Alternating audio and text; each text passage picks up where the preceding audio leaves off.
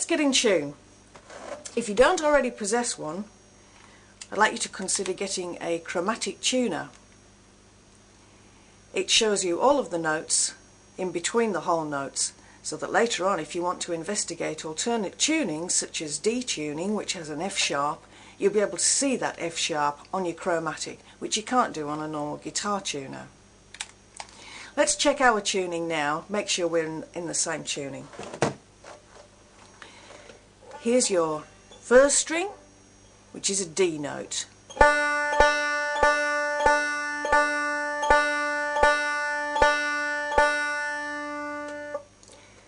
Then let's take the fourth string, that's a low D.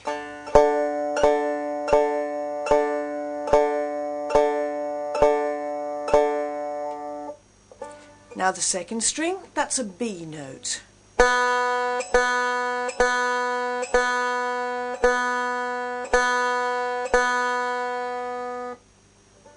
Now your third string, that's a G.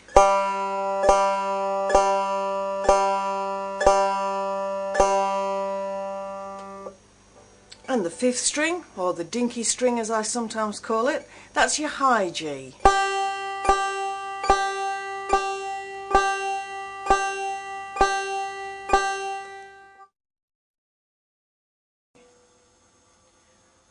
% of pickers use 2 fingers on the pot to brace, and the other 50%, like me, just use their pinky finger. I like to position my hand so that my pinky finger can just touch that bridge if I lean my hand over a little bit, and it achieves 3 important results bracing. First of all, it gives you some means of being able to find your string again and to really kind of dig into that string.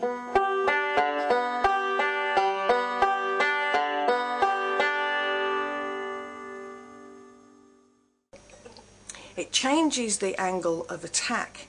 When you're working in freehand,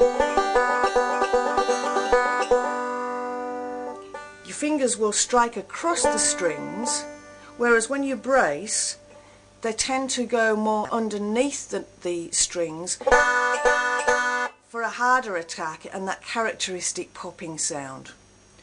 Alright, finally, what the pinky does by resting on the pot here is to dampen any unwanted overtones.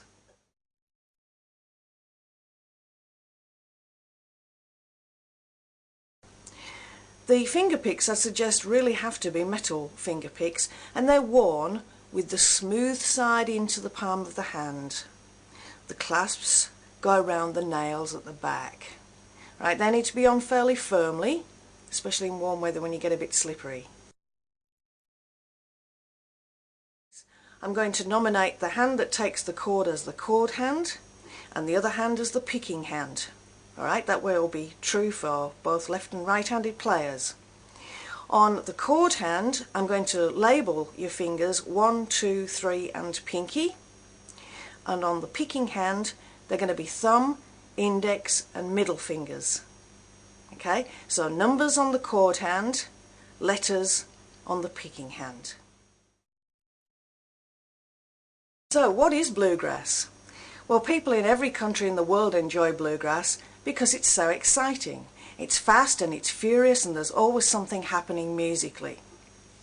It's like folk in overdrive. Bluegrass evolved from American folk, and traditionally they have a 5-piece band to play bluegrass.